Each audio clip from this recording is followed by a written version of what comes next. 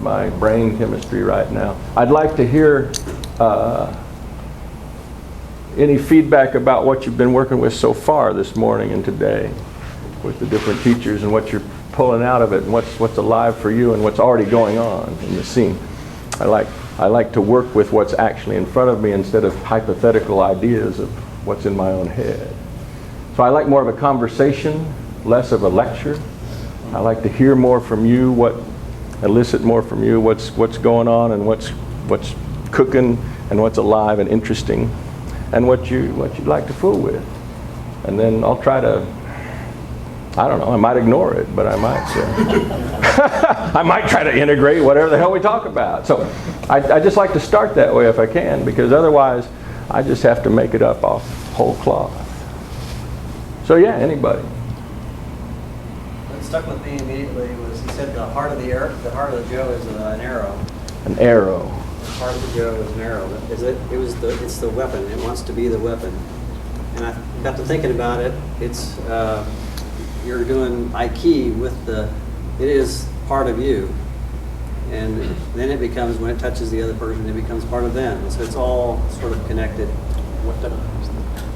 I like that. I like the connection. I like the arrow. I like the connection to them as soon as you're reaching out and touching them with it. Just thinking about it is, instead of drawing the weapon and launching it at them, it's like your connection between you and the being cut. Mm-hmm. So instead of doing all these techniques with it, it feels like that it has to be. It's your primary shield. Right. So I kind of felt a better connection with the Joe than I did before. Sweet. I love hearing that. It's great. Thank you, Jack. Cool. Anybody else? I'm just eliciting feedback. Well, going along with the arrow, I like Pat when he was talking about the missile through the throat. The missile through the throat. We're shooting missiles through people's throats. Sometimes they're Joe's and sometimes it's your hand. Yeah. Harmonious, peaceful.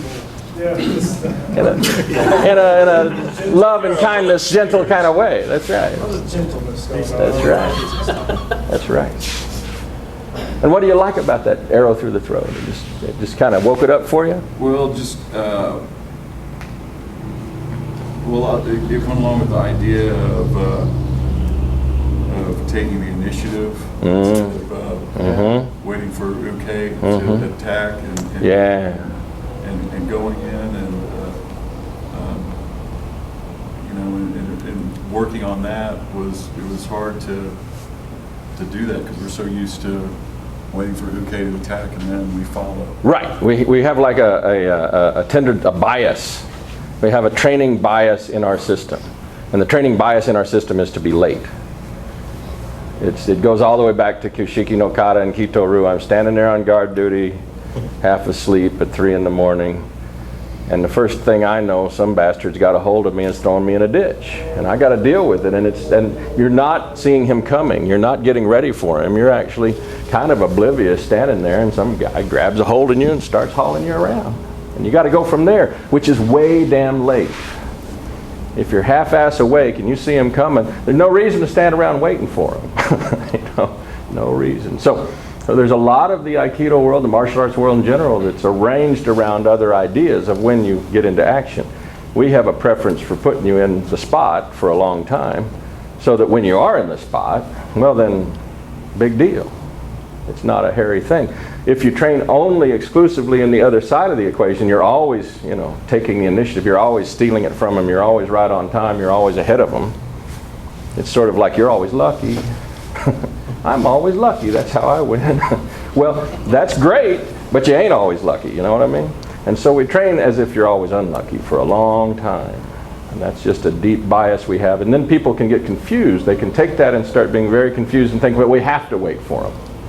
But it's always about waiting for them. Waiting's a big deal, but it's not always waiting. We have options. And the higher katas, as Pat was pointing out, definitely deal with those options. Jodo definitely deals with those options. Yeah. Hand Rondori deals with those options.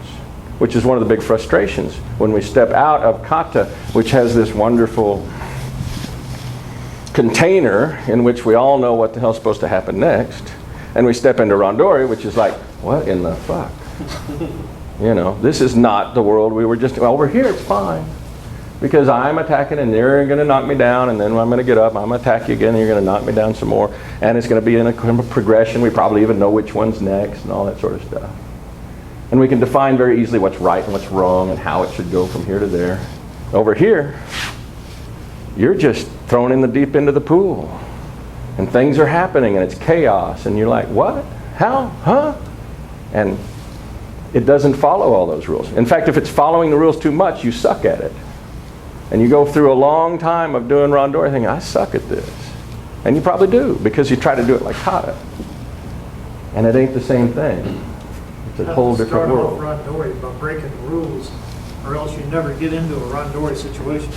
Right. Say it again. Say it louder. It's the same thing that I was talking about this morning, those first two techniques. You're the boss or you're not. Right. And you got to early on in your Aikido figure out if you're the boss or not right now. And if you're the boss, you run through him and be done with it. Mm-hmm. And if you start to run through him and realize, oh, I'm not the boss, then I better stop acting like the boss. Mm-hmm. And start being late and flowing and doing our typical bias. Yeah, right. So Standard operating procedure. The kata almost seemed to train that being the boss mode, and randori trains that late flowing, following mode. Mm-hmm. A lot of it. A lot of it. Brilliant. This is great. What else comes up? What else alive for you? What's to stimulate in you the work today? Yeah, man. The earlier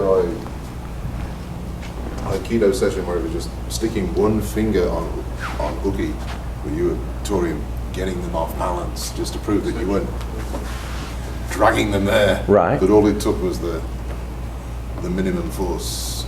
Minimum force to do the action. Right, right. When was this? It was the Jim's class. Oh, Jim's class.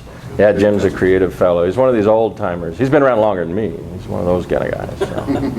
And he was just laying a finger on you and doing balance break with it, and then having everybody just lay a finger and do a balance break. What I was doing was I was reaching the point of the end and then just slide extension. And then, Just that. just say, here you're here. Now you're here. The little extra. Yeah, that's wonderful. When you recover, he'd just have you track it back up and right back. Wonderful. That hits on some stuff I like to comment on. That's great. It's one of my problems that because I'm big, I tend to Right. pull people into position. Right. And we don't define our parameters well sometimes. When I see people do the one finger thing, it's like that's a good measuring tool for defining a parameter about pressure and saying what is the zone of pressure that we'd like to work in the optimal way. You know, doesn't really matter if you got your whole hand, you got your two hands on it, you got your elbow on it, you got the side of your body. Doesn't matter too much what the point of contact is. You would like to sensitize yourself to particular levels of pressure. And if you're exceeding those levels habitually, you're giving yourself some challenges that are unnecessary in terms of being receptive and being on the flowing side of things. You may be hell on wheels on the hammer side of things. Just walk out there and smash, kill, smash, kill. Might have smash, kill down pat. Might really, and again, back to the randori side, really suck at the flow and move at the right moment thing. The receiving energy thing. And so pressure gradient is one of those things that are not often well defined. The one finger thing is a tool going in that direction. Yeah. It goes right back to Keto too, because Keto is wax and wane and rise and fall and Yin and yang. give and receive. Give and receive. Amen. Hallelujah. A couple of things I really liked from Patrick's class this morning was the arrow, of course, to the throat, where you're more aggressive on that. But the other thing, and I've caught myself doing a little bit in this, in the judo I catch myself doing, where you can go ahead and do something to make them do the grabbing or something, kind of leading them to the direction they're doing. Right. And there again, you almost have to wait longer because you already know that they're going to grab or do something. Right. You just set up behind them, and I really liked hearing that. That's beautiful. Well put, too. How do we steer them in particular directions that we would prefer them come at us in? Because if they're just doing whatever the hell, they're just out there doing whatever the hell. You don't know what they're about to do. They could spit needles at you. They could throw acid in your face. You don't know what they're going to do. You'd much prefer that they reach out and grab your wrist. We've been there before. I haven't had anybody spit acid at me, you know, like a damn viper. Yet. Yeah. But yeah, if you can coax them into something that's familiar, wow, you can go to sleep. Your subconscious can take care of it, and you can get busy with the rest of it. Yeah, and when your subconscious wakes up on them, it's like they're in a different universe. It really is. So cool. Lots of juicy stuff here. Anything else? It's nice sort of stepping back and learning these katas in the big picture of sort of what the Go kata is trying to accomplish overall, as opposed to right hand goes here, left hand push him on, you know, the individual technical issues. Yeah. Because those individual technical issues we've seen before in the ichi kata, the knee kata, and so forth. Because you got to think, I was talking to Pat, that, you know, Tomiki and Kano, those were pretty smart guys. And you got to think they didn't throw those katas together randomly. There's a reason behind it. It's called Riai. So to have that brought to the forefront, shown to you, that's makes you appreciate it. That does. It makes me appreciate. Also, we tend to suffer under misimpressions sometimes, historical misimpressions that it was Tomiki building higher kata. Tomiki's higher kata was actually Sankata, the one that he himself did. That was his. So when he talked about Koru, he was talking about Sankata, basically. The rest of them were mostly produced, as far as I can tell. Number one guy was Oba, and that's just my reading on it. And so, you see anything different about that, Jack, or you, Pat? As far as I can tell. I think Inouye would probably be the only one who would know different, yeah. Or there may be some other, and I look at things like Yankata, and I see things that remind me of particularities that Tomiki himself were well known for, being highlighted in that kata, and I think, well, it was either an homage to, or he was heavily consulted on this section, or whatever, but basically, yeah, that Oba doesn't get the credit he deserves sometimes. So I wouldn't take anything away from Kano or Tomiki or any of those cats, but I would also say that there is this shadowy character in our particular historical lineage that doesn't get talked about too much. And he did a lot of kata work that was very impressive. And when we think about Riai, we think about overarching themes of why such would be this way. Why would they build all these katas, and why would one look different than the other, and why would we even bother messing with them? Why not just do Randori the rest of your life? Those things seem to me like a catalog of standard lessons. Like, you might do most of your work in Randori, but every so often you're going to get to the situation where he won't let you move, and you say, oh yeah, that reminds me of I've been here before. Ichikata, Section B, Part 1. That's exactly right. What's happening. Yeah. You've been through all the Hinka. Or not all the Hinka, but you've been through a vast sum of the Hinka, of the variations on the theme. Here's the major threads. Here's the variations on the themes. Now apply it randomly, under chaotic conditions, with whatever the hell comes at you. And when you see something interesting in that chaos Right. that you want to explore, you don't have to work the chaos back around to it. You have a model already over here that may already fit the mold for you, that you can go study it in precision. Yeah. Yeah. So there's a lot of wisdom, a lot of depth to that. A hell of a lot compared to the rest of how most Aikido gets taught in the world. It's amazing. There are teachers that have profound skill. We met some last month. Profound skill, as light and wonderful a touch and skillful a touch as any that you run into, period, anywhere. And yet when they describe, when they roll out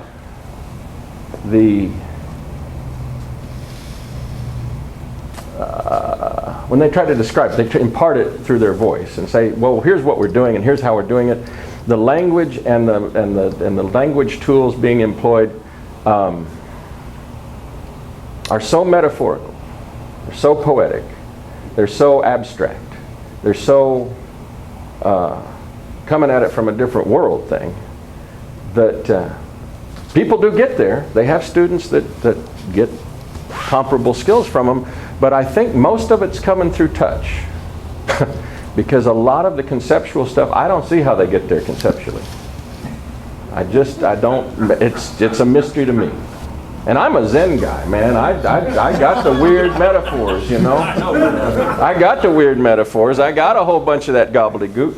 And I can listen to the guy and go, oh yeah, I see what he's, and oh, he did a little Confucian thing there. And oh wow, he threw a little Taoism at him. Oh man, and it just kept lomming on, and I went, at the end of it, yeah, but how do you wind up with a good release out of that, you know? But he does, which surprises me. Because our tradition is heavily in the analytic Western mindset mode where, by God, we can talk about it. And we do talk about it, and we talk about it with a high degree of rationalism and high degree of definitive empiricism. And that's our own particular bias, too. Isn't that interesting? That sort of came from, so much of what we do came from Quito, and all of the Quito stuff that we know about was named poetic. It's all this fluid, yeah, flowing winds and rah, rah, rah. Exactly. Exactly. Yeah, man. Wasn't that one of the ideas of Tamiki, though, that he'd been trained in the Western educational tradition? And so he thought, what can I do to make this? I think it's Tamiki. I think it's also Kano before him. I think when we look at the shape of martial arts evolving from the ancient weirdness towards modernity, I think the first big figure that we see that takes it out of the more murky dimensions of description and analysis is Kano first. Because he was heavily influenced by utilitarian philosophy from the West. He was heavily influenced by Western thought and educational thought. And that was his main way to make a living, was being a teacher. And the judo thing was sort of a sideline, you know. Later it became more overarching for him, but basically he was deeply influenced by this thing about it having to be practical and describable and definitive. And he did see that there was a lot of great stuff out there, and it was falling apart and going away, and it was disappearing, and he wanted to preserve a bunch of it, and he also wanted to translate it into something that was modern. And I think Tomiki probably picked up that thread. He said, yeah, I'm gonna do that too. I'm going to get a hold of what Ueshiba's laying down in the 1920s and 30s, and I'm going to take this very esoterically described thing where we're dealing with the bridge of heaven and earth, and we're dealing with the point of the yin-yang and the spinning point at the middle of the spinning thing, and the great heaven and the great earth, and wow. And we're going to take this entire symbolic thing and break it down into rational symbolism that we can, talk about physics a little bit. And because he had the judo background, because he was coming to it from Mr. Kano's world, he had a strong basis for biomechanics in terms of moving his center through space. He was able to apply that to the Aikido. And so in a really distinct sense, the more I've gone, after 30 years of playing Aikido, the more I think I've been playing judo pretending to be Aikido for 30 years. That we do a form of Aikido that is basically judo masquerading as Aikido. That the dynamics of what make ours go and how it goes and how it gets from here to there is largely driven by a judo set of ideas.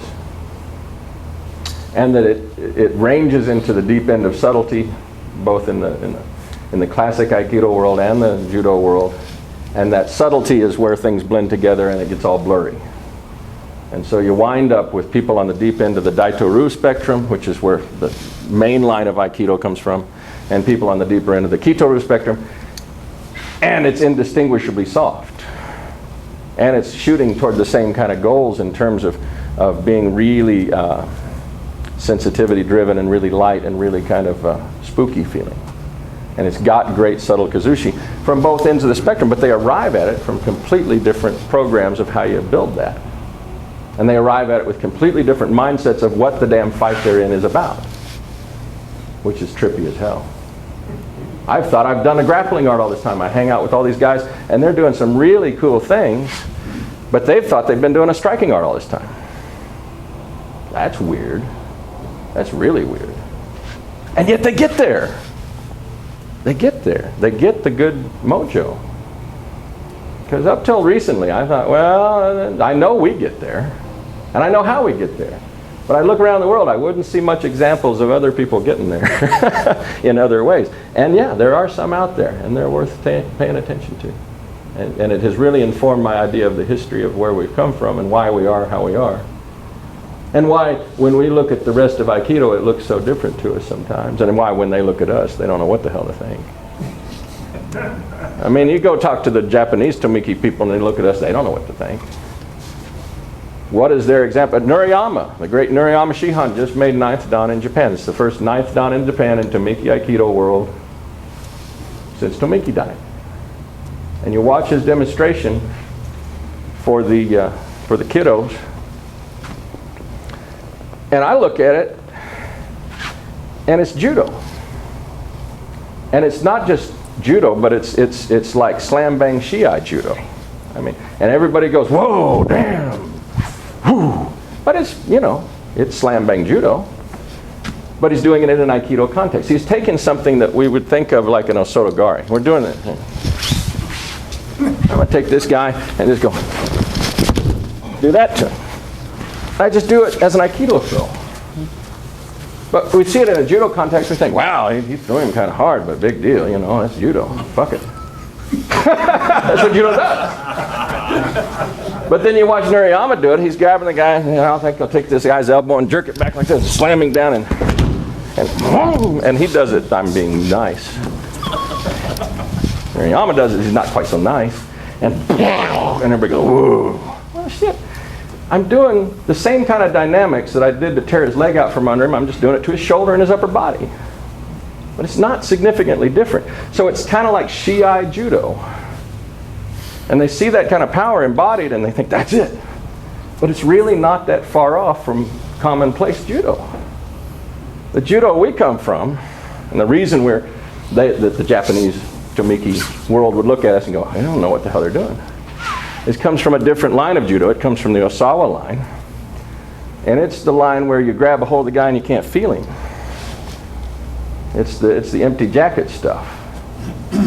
And that's a whole different body of Judo work that's unknown in the modern competitive world. The modern competitive world went on down the track to do its slam bang action and kind of forgot this whole lighter side of things. There's talk about it. There's stories about it. You watch videos of Mifune and go, ooh, isn't that cool? But you don't see anybody actually doing it. You know? You're lucky if you run into one of these teachers that's done stuff for 50 or 60 years and you lay hands on them and go, wow, it does exist. But most of them out there ain't doing that. They're out there training for slam bang, slam bang. I got to go to nationals. Slam bang, slam bang. I got to go to world championship. They're all out getting busy slamming. Doing the Nuriyama thing. And God love them, it's still Judo, even if it's masquerading as Aikido. It's just the other side of Judo. So Andre comes in and he says, yeah, I can't even really get down with the Judo over there anymore because it ain't Aikido enough. And it is still all Judo, it's just a certain vein of Judo that you're after. Yeah. I'm sorry, I'm lecturing too much. Conversation, I want to hear more. Yeah, man. I enjoyed the Yokata this morning just from the flowing nature of it and the non-stop nature of it. Mm-hmm. I thought that was really kind of interesting. Yeah, toward the end, especially where it was that one to the next thing, like the chaining deal. Isn't that cool? I thought that was really cool too. I loved it. I loved it. Thank you. Thank you. So percolating on all that, it seems to me that the thing that comes through first is talking about defined parameters. Defined parameters. So when we talk about pressure and putting pressure on, let's start with Jim's exercise. You got the balance break coming at you. And we're doing a balance break, and then we're just going to touch him with the single finger. Right? We're going to add, we have a certain shearing force that's happening, and then a finger is going to get involved with it. And then pressure, the gradient that you're looking for, come on, Sean, is just what you can put on him with a finger at a time. If it gets where, ow, it hurts. Because the base of your hand ain't built for a lot of damn pressure, right? And you go, ow, that hurts. Then you went too far. And so it's built in. Pressure gauge, ow. Exactly, built-in pressure gauge. We want to touch it, we want to touch it, we want to touch it. And you can take any technique you like. Doesn't matter too much. And try not to cheat. Sometimes I find myself switching from this finger to this finger. And really, that's a little cheaty. I need to really try to define it within, yeah, one finger at a time. So start with something really basic. A few of your favorite techniques. Just a few of what you do the most and you like the most. And take them and say, man, I just like to do shomanate. Yeah, he's hitting me in the nose. Shomanate, shomanate, shomanate. Well, you touched him on his butt. Yes, I did. Because if I'm just going to shear him with this touch, touch, touch, and he's going to walk, he's going to outrun me. So I'm going to give him an object back there. So I turned my shomanate into what? I turned it into a riminagi. And that tells me something about saying, oh, well, am I also doing a riminagi? Yes, I am. We're doing shomanate. And you start getting linkage in your head that wasn't there before. So drop down to one finger, execute a handful, 2, 3 of your favorite techniques, do some repetition on them, and see if you can stay on one finger the whole time. Cool? Questions? Simple. Go ahead. Great.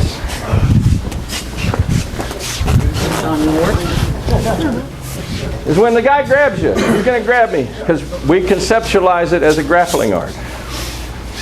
The rest of the world may or may not conceptualize what we're about as a grappling art, but we think about it that way. And the grip is important.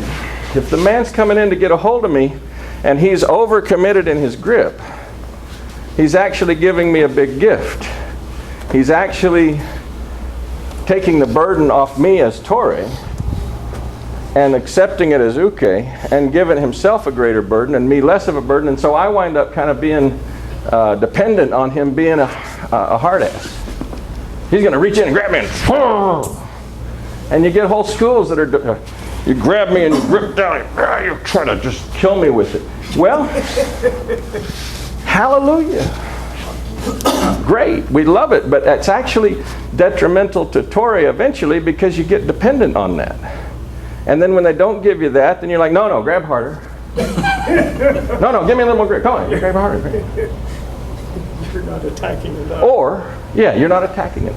Or you're attacking too hard. Or you're attacking too soft. But what is just right? How do we define just right? Well, we have a way of defining just right in this particular grappling art because we're careful about shit like that. And one of the ways we define it is when his hand locks down, we don't necessarily want the index finger to lock down because we know what happens when that goes. Everybody's heard that story, yeah? If you lock down with the index finger and the thing starts to take off, it's damn hard to ever let go with that index finger. And so you get jerked through space and on your head. And say, that's the old story of getting a hold of the kite string and then the plane grabs it. When you're up in the air before you can get off that damn thing. Have high test line, little kid. Woo, they take a ride, So you keep this unhinged with this finger. It's not sticking out like pointing at something. It's not like, not like that. It's just relaxed. It's just relaxed. And the rest of the hand grips down with the rest of the fingers, and it grips down to such a degree that all the space goes away. We're going for a goal of all the space going away in the palm. If you go past it and start adding extra pressure, you're actually just feeding into a loop that's self-defeating. If you grip down and you don't get rid of the space, you're actually being overly light and you're missing out some of the goodie too. And so if you define it within that paradigm, you'll actually wind up with a very consistent model that you can say, yeah, not too hard, not too soft, just right. This is what we mean by just right. And that's something, you know, took a long time before I ever heard that and was able to dial it into that. So when we're doing grips, take some releases. Take some of the releases you like and work with that as a gripping model for just a few minutes and see if it's any different than what your standard is. It may be that subconsciously you're already there, or you already heard this before, or you've already been doing it all along. Great. If not, it may seem a little different or feel a little different as uke. As you commit into it, not so much that it's monster calm, and not so light that it's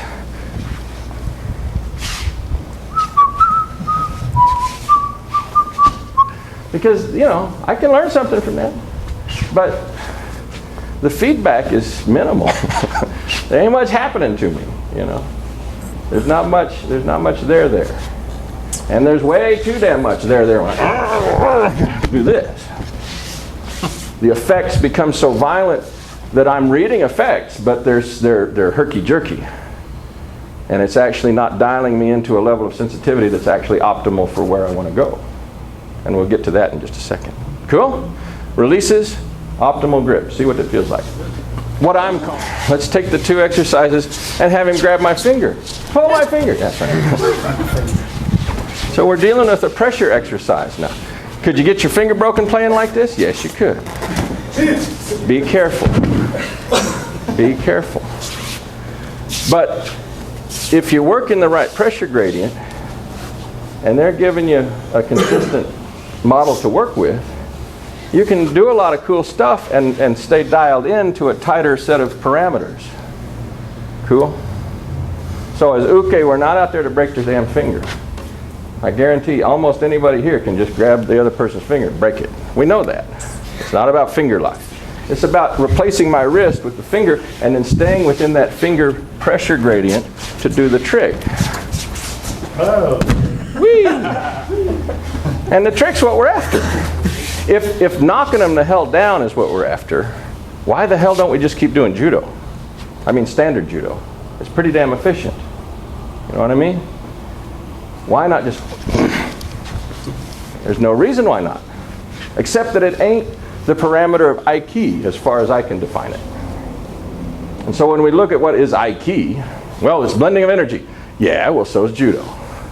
I grab him, he grabs me, my center becomes one thing, and then what's the damn difference then? I ran across some random quote somewhere. It came from a Daito source or a Aikikai source or somebody somewhere. And the light bulb went off in my head when he said, Aiki is what happens when you knock them into the dirt and they don't know what the hell just hit them. As long as you throw them and they know what hit them, they know they've been hit by a freight train, they know the guy tore his arm off, they know that, you know, this thing ran him over, then it might have run him over and it did crush him into the earth and it did its job. But it didn't do it with Aiki because it didn't have the effect in their nervous system of causing him deep, profound confusion, what the fuck kind of sensation. It didn't leave them deprived of sensory input to the degree that they couldn't make sense of it or figure out what happened to them. It didn't leave them with a mystery. So it's a really subjective definition, but it's also really objective because uke can tell you, did it smoke you or not? Could you tell what the hell it was or no? And if we're aiming at that, if we're aiming at a state in which we can consistently get in contact with another physical human being and induce that in them nearly at will on contact, then we're going towards what I have perceived as being what was employed on me coming up for 30 years amongst the high-level skilled randori people, the heavy hitters. You reach out and touch them, and you don't know what the hell just happened, but you're upside down and sideways, standing on one foot, and they're behind you. And you're going, huh? It should be like that. And so we're looking at a set of parameters to go in that direction, to shoot toward that goal.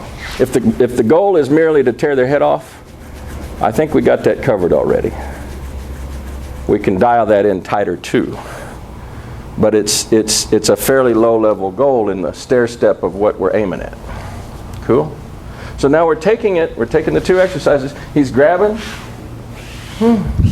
And we're doing the same release thing, but we're doing it just on a finger. And then we want to just get sensitive to the timing of his movement and recovery in such a... Oh, I'm sorry, I ignored you too much. In such a way that we can exploit an unpredictable response out of him. As long as it's predictable, as long as Andre knows, he's just going to go there. He's going to read that and dance off. And he'll do it very predictably. Why? Why is he able to do that? Why? Tell me why. Because he can feel it. He can feel it coming a damn mile away. Why would he be able to feel it coming a mile away? He's received it 1,000 times. Well, that helps too. That helps too. He's been well conditioned about it. That's true. But what am I screwing up? Putting energy into it. There. I'm way the fuck ahead of it. Right? This is about following. It's a sensitivity thing. This is something... That one he couldn't feel. That one, his foot already hit the ground. He'd already done the job of recovering, and then it hit him. That one came out of the blue. That one did the Ike-ee thing. Right? This one, he can ignore. He can blow it off. It's a non-event.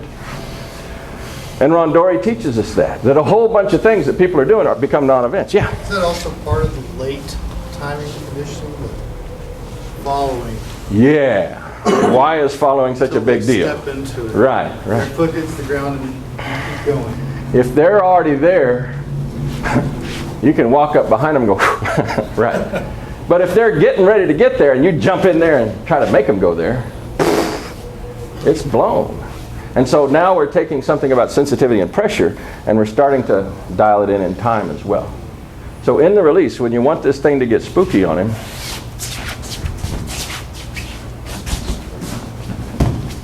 yeah, where he starts scrampling around and everything, he was still in the known zone for a little while. He lived through this pretty well. He got out here and something weird happened and then, now I talk too much. Yeah. And then it got weird for him. That one wasn't as good. I'm talking way too much. But for me, it's kind of concentration. I have to sort of concentrate on him, and while I'm talking, it's difficult. But you take him out of the known zone. You take him out of his place where he's able to comprehend exactly what the hell's going on. And the ukemi comes out spontaneously. The ukemi is a product of this state. So that goes towards how we think about parameters about ukemi as well. That are we actually training it to be an unconscious reflex, or are we training it as get ready, fall? As long as it's get ready, fall, it ain't there yet. And it ain't going to save you when you fall off the ladder or out the back of the pickup truck. But once it becomes unconscious, wow, it's like magic stuff. You go out the back of the pickup truck and you don't know how you wind up there, but you're in a side fall. Boom. And you get up and dust yourself off and think, wow, that was a terrible fall. I should be hurt. But as long as you're still grooving on the get ready, fall, which takes a long time to get past. And some people psychologically never quite cross that Rubicon just because of their own internal traumatic stuff about falling. No harm to them, but we're shooting past that, and we would like to be in the unconscious fall. In the fall that just has to be a reflexive, automatic behavior. Cool. So dialing in that parameter is a very big deal in order to go towards the Ike thing. Because if you ain't feeling it on his side, you ain't feeling it as uke, you ain't recording it. Because the Torei side don't feel nothing if it's right. You're feeling pressure on a finger. How much signal is that? Right? I'm not getting a bunch of pressure gradient going up and down. And one thing to check when you're doing this, doing release, is the pressure getting lighter, getting heavier, getting lighter, getting heavier? Am I feeling this change a lot? And as much as you can, you'd like to dial it towards same. So he's got X amount of pressure. I don't know, we'll call this 5, 5, 5, 5, 5, 5. You tell me when it changes. A little bit. Little bit, yeah, it did. Now it went back, didn't it? Yes. Now it's still back, isn't it?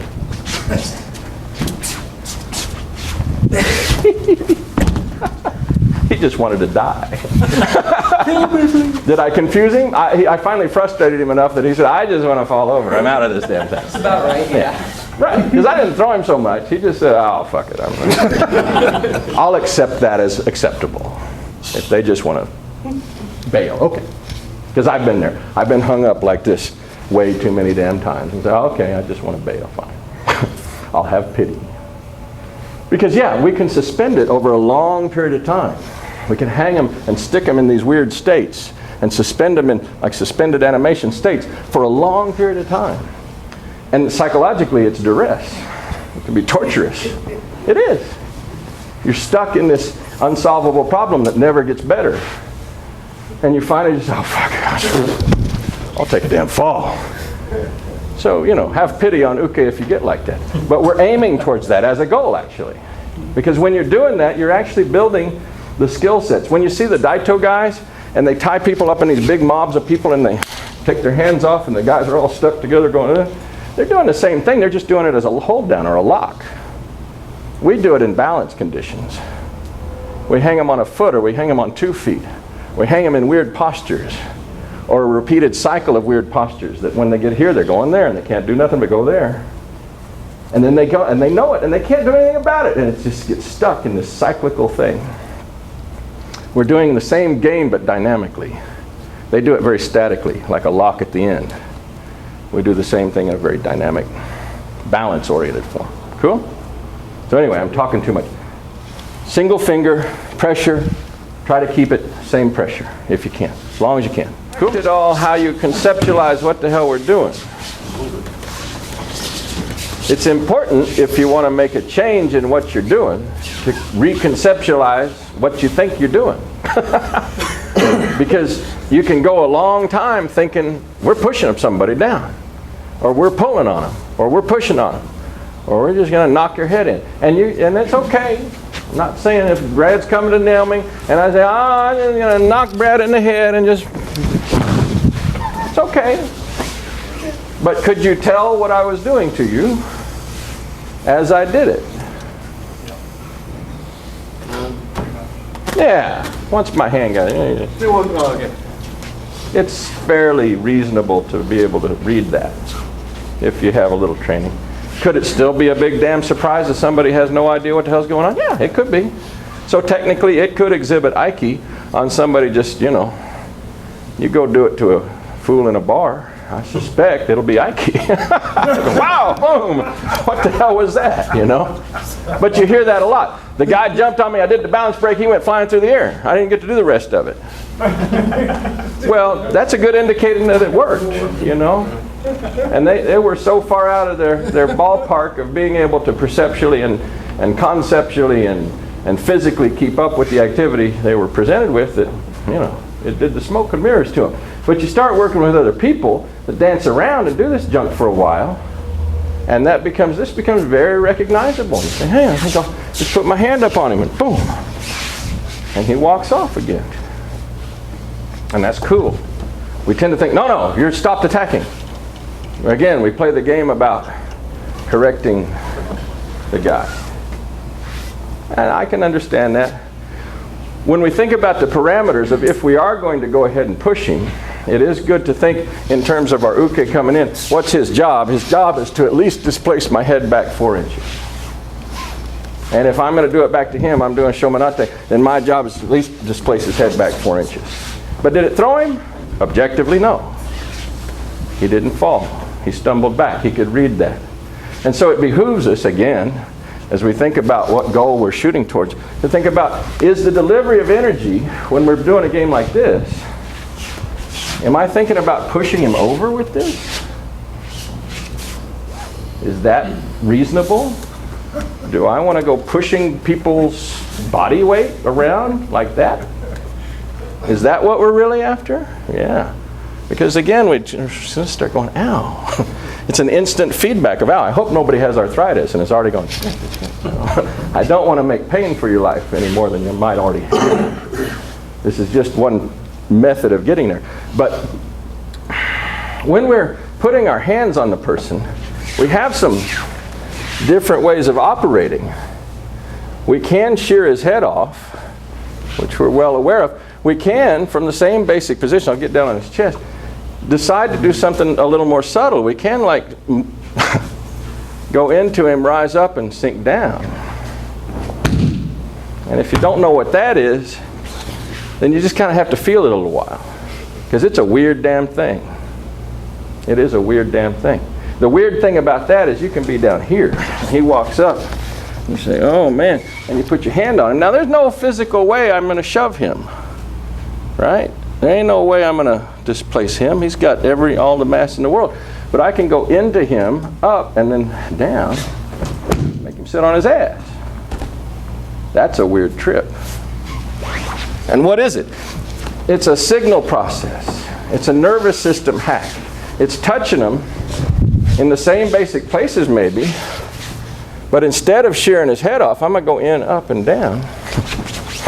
And he's going to go right straight down. He doesn't go running off in space. He doesn't go flying away from me. And the weird, trippy thing about it, too, is that when you do it to him, man, you might notice someday that, well, I'm always doing it with this hand over here and this foot.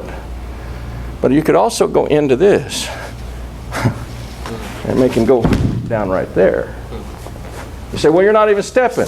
You're just pulling him over there. No, it ain't. Does it feel like a pull? No. If it feels like a pull, it'll look like this. And again, we're back to the, he can walk off of that and stick it in my ear if he wants. Right? This is a different thing. So experiment with your purchase. Just come up, he puts a hand on my chest. Start at the chest, it's very easy. He wants to, without moving his feet, pressurize me just slightly. Just in, straight in. Then up, then straight down. Yeah. And feel the effect on your nervous system. And you can tell him if they got it right. If I go in and up, but I don't got down, we get zero effect. If I go down and then up, not quite it. I want to go in, up, down. And his butt will go out from under him. You'll feel it unhook. It's a nervous system trick. Once you're doing that, you can do it with either hand. You can take any point in the kata. I'm doing kata. And rather than, boom, right, you say, oh, I think I'll go in. And the trippy part of this is that he gets no delivery of energy signal. He gets nothing that says, the guy's shoving my hand down, or through space, or knocking my head back, or through my elbow. You're giving him zero signal that way. You're giving him only nervous system task. Why can't I stand there and do that? I shouldn't be able to. If it's pushing and pulling, I can't. If it's pushing and pulling, I can't. And for years, I watched people do cool kazushi things like that and thought, there's some kind of weight shift going on there, goddammit. I'm watching their feet. They're not describing it, they're not talking about it, they're not telling me about it, but it's got to be the weight shift. It's got to be the center moving back and forth doing that somehow. Doesn't have to be. It's not dependent on this moving through space the way we think everything is always dependent on. This can be an independent mechanism. So, try it statically. Break the rules. Try it statically. Hand on them. In, up, down. If you have trouble with it, we'll come around and get you to do it to me a little bit. Okay? Back. It's sensitivity oriented. It's pressure oriented. And you tie that together with a sense of timing that we have. And you can do it on contact, and you can keep it sustained over a series of several iterations. And you get these things where they dance around through space. And it's very odd. They're out of control. They're dancing through space. They don't know why they're dancing through space. And you put it on YouTube, and Jitsu people say, that's bullshit. Those guys just jump around. And I say, yeah, I got a bunch of judo guys around here jump around a lot for me. I don't know. And they go, judo guys? Huh. Because most people do know people that do judo have a reputation of being assholes about falling down. They don't want to. They want to knock your ass on the ground. They don't want to fall down. And so it does make them scratch their head sometimes. But you can employ a very similar kind of hacking idea to them if we create an idea that deals with the timing function. So we've been talking about that default setting of I'm standing here on guard duty, picking my nose, eating my snow cone. And the bad guy comes. Where's the bad guy? There's the bad guy. He sneaks up behind my ass. He gets a hold of me. I'm ignoring him, and he throws me in the ditch. And that's how Kito-Ru Kata, that's Kishiki no Kata starts. And that's how a whole bunch of our thinking in terms of what we're dealing with starts. Somebody getting a hold and going to throw us on our heads, and we're oblivious to it until we're already taking the ride. And so I really want to emphasize that's important. It is very important to spend a good considerable amount of your training time and discipline gearing yourself up for the fact that you probably won't see it coming. You probably won't have time to get ready. You probably won't be able to do the slick, cool thing. You probably just have to take the ride and survive it and then prevail from there. And the fact that our training paradigm is based around that reactive, what is it, go-no-sen, is that right? Go-no-sen idea is very valuable. It's very crucial. But it ain't the only game in town. So if I see old Andre over there brewing for a fight, and I have something going on in me already before he gets here, then when it gets here, it's a sudden thing. And what's trippy about that, did I do it big enough? You see it? Okay, yeah. So I'll do it real big. I got this oscillation thing happening. My ass is moving, my center's moving. I've got this thing doing this ziggy, zaggy, uppy, downy, swivelly thing, and I'm doing it real big. And you do it real big. You can do it real big. But if he sees it real big and he hooks onto this, and he gets all involved with this, he might read it. He might give you a damn fight. You go do it to a judo guy and they see it coming, they'll say, oh, he's a snaky looking bastard. I'm going to be wary getting a hold of that bastard. Aren't they? Yeah, sure they are. So the trick is, the Daito world says, you got to do it tiny. It's got to be real small. You get it going before they get there. So you're basically a flywheel in motion. Your center's already going, making little circles. This way, this way. And on contact, he's already dealing with that nervous system problem. You're just waiting until contact. And on contact, he has to start accounting for all that. And he didn't get the signals from his eyeballs saying, get ready, there's a snaky bastard over there. So he doesn't get to prepare. He walks in like he's just going to clean your clock or grab a hold or do his thing, whatever his thing is. And suddenly on contact, there's already something going ziggy, zaggy, uppy, downy, roundy, roundy, crazy, crazy. So if you have the malice and forethought, and if you can see it coming,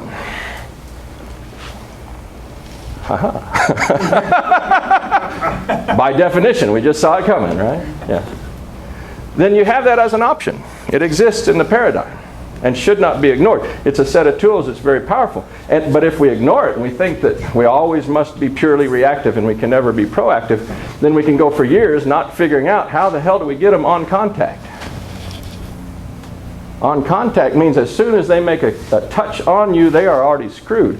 You already have to be doing something then, which means you have to be a little bit ahead of the game. It can't always be behind the curve. Survive behind the curve. Live in the problem. Live in it a long damn time. Get well conditioned to that, and then don't be limited by it. Don't let it become the overarching thing in your life that makes you feel like the rest of your life in randori, you're going, I suck at randori. I'm pretty good at kata, but I suck at randori.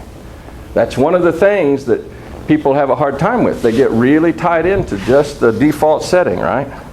And then they have a hard time ever getting the smoke and mirrors. Well, this is one of the smoke and mirrors things. But you must allow yourself the luxury of having at least a half step before they make contact for you to get a little oscillation going. And I'd start kind of big. Start with something kind of big. And then let them hook onto this. And you just got to be a dummy as an uke and try not to be the wary judo guy. And then let them progressively, with your partner, progressively make it smaller until you don't exhibit much sign of anything at all. There's just a little internal set of postural and, doctor, what are all the internal, what am I using? I don't know. Your axial muscles. You engage your axial muscles in a subtle way. I love it. I got new language. Yeah. You want to engage your axial muscles. And there is little tiny weight shifts, and there is, but you'll feel it like a little flywheel. I think of it like a flywheel. Everybody know what a flywheel is? Okay. You got a spindle and a thing flying around it. I got a weight going on a string going around a central shaft. And that's oscillating, and the weight's going out here, and it's coming back, and it's going out here, and it's coming back, and it's doing this big job. It's just doing it real small, right in the middle of me. Right down my center line. Deep inside. And everything is doing that. It's just doing it little. And when they get a hold, or they make contact, or you reach out and make contact to them, it's already doing it. And their nervous system suddenly is hooked to a system, because we then become one big biological hooked together system that has to account for itself. Otherwise, it's biologically stupid. And that's sort of like, there's a freight train going by and I'm just going to reach out and grab it. Well, your arm tear off. It'll throw you all through, it'd fuck you up. It would, wasn't it? Can you imagine a freight train? And I'll just grab that. Biologically stupid, right? So we're built not to do that. We're built to say, I think I'll jog along with the freight train. You know, maybe I can jump up on the damn thing. And know that if I just grab it, it's going to tear my arm off. Well, we're built to be able to mirror these other masses that we're going to interact with, and we're built to be able to interact with them in such a way that we don't get our arms torn off and get ourselves thrown on our heads. And so we're playing with that. We're playing with that. Cool? So try it. Start a little big and uke be kind of dumb. And then you can get warier as uke as they get smaller. But eventually it should be you're just reaching out like a wary bastard, but you don't see anything. Now if you know it's coming, maybe there's something you can, you can probably anticipate enough to beat the game. We're not saying the game can't be beat. We're just saying you're raising your odds. You're raising your probabilities up of smoke and mirrors on the guys when you're giving them less signal, but still got the effect that they can't not do unless they want their arm torn off. The biologically stupid thing. Well, you can't do it to me, but my arm's torn off. Yeah, okay. Well, that could happen. That can happen.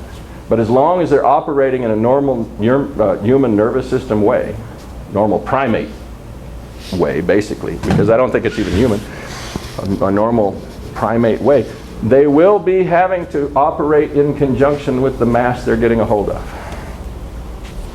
And if they don't see it coming, they'll have to do it on contact, which is late. And it's early for you. And you're already doing.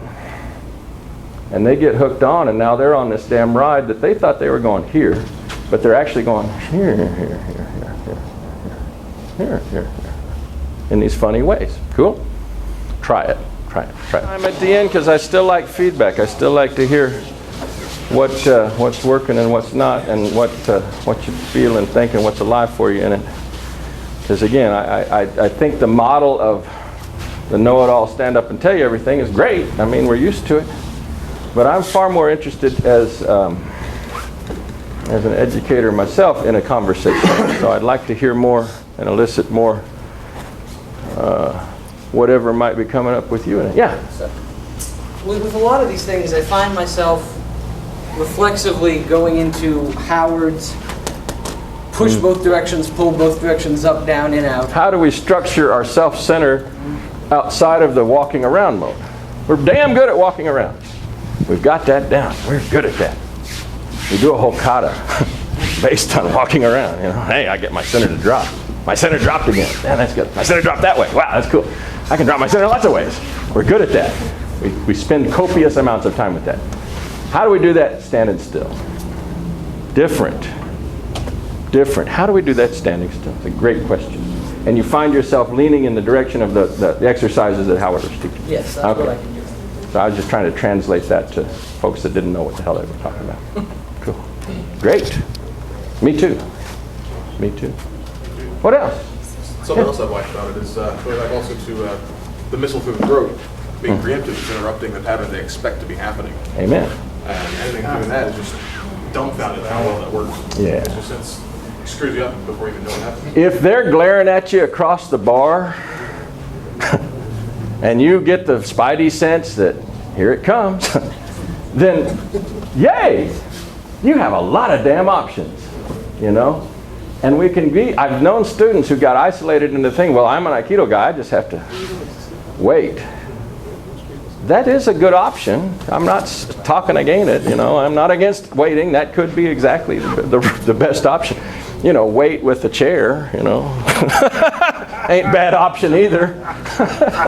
Get the ball bearings out of your pocket and get ready to.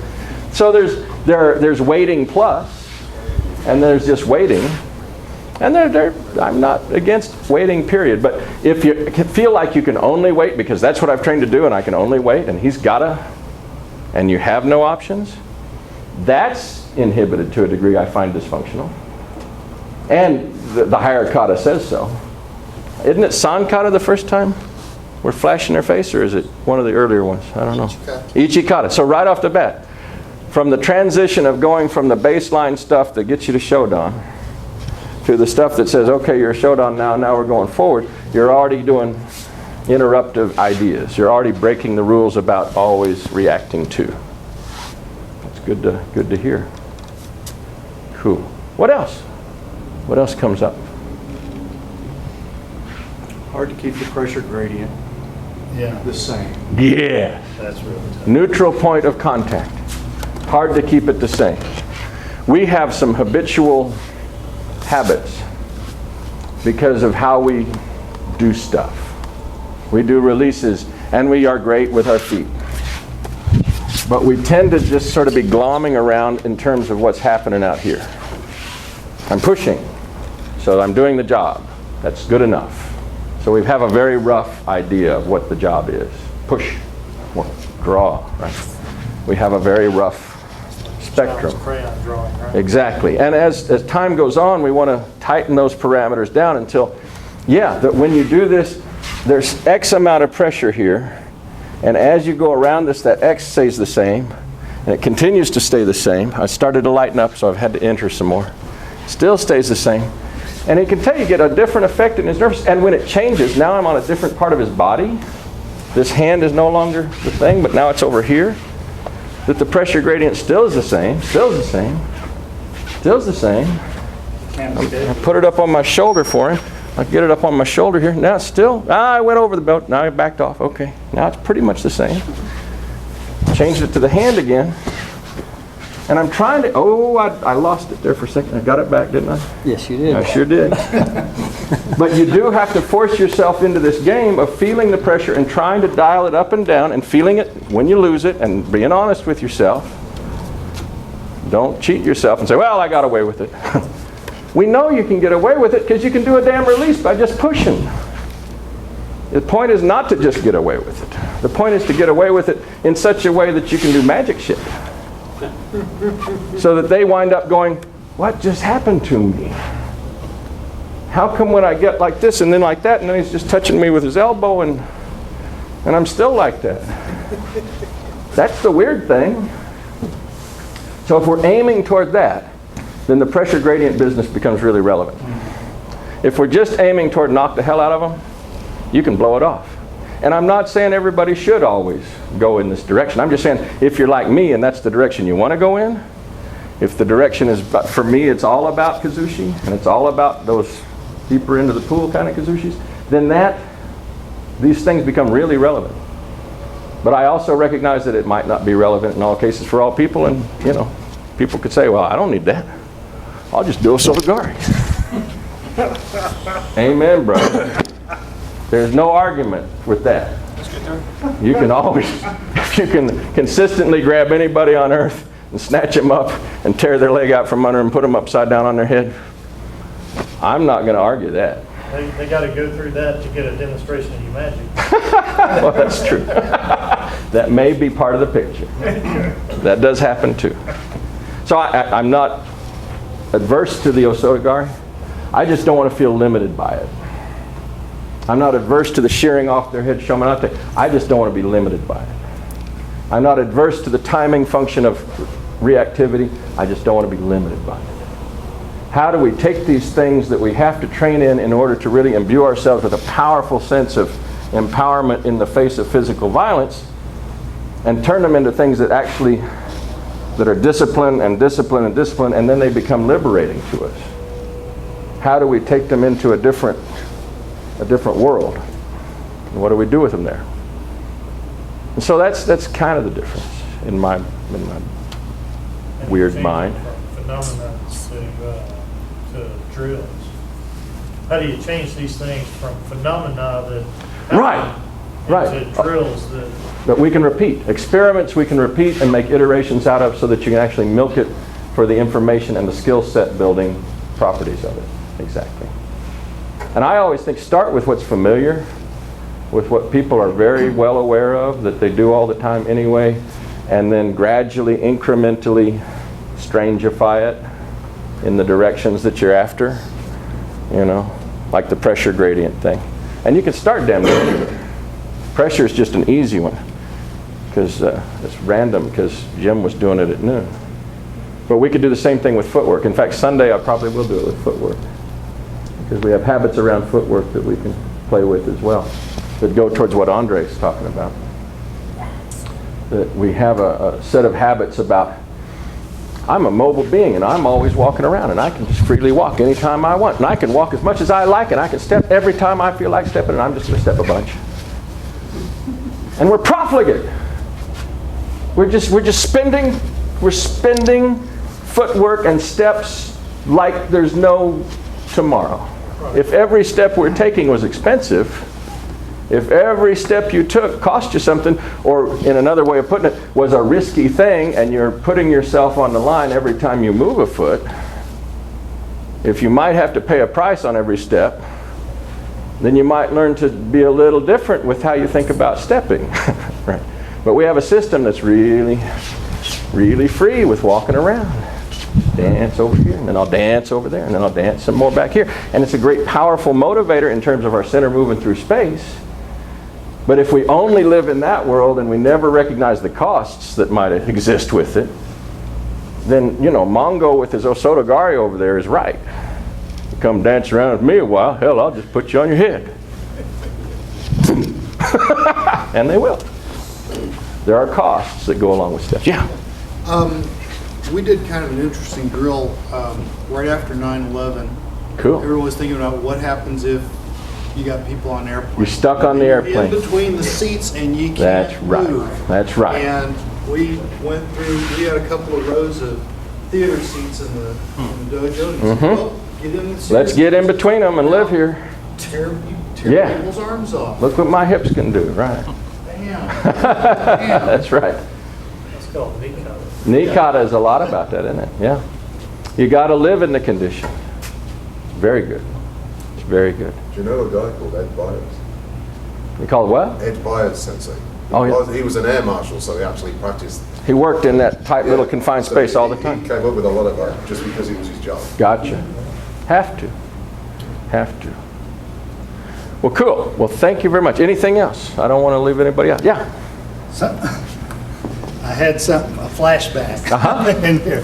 When you came in, it was back to the other section when we were pressing our palm into the chest. Oh, into the chest, the and in, then up, you down. said, like the number one coming. Mm-hmm. This one's real bad.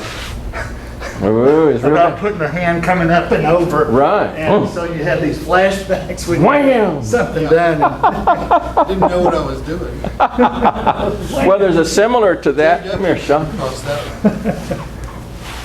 Where we tend to have the shearing thing that does like this, and I'm pushing, and the hand is still in this relationship.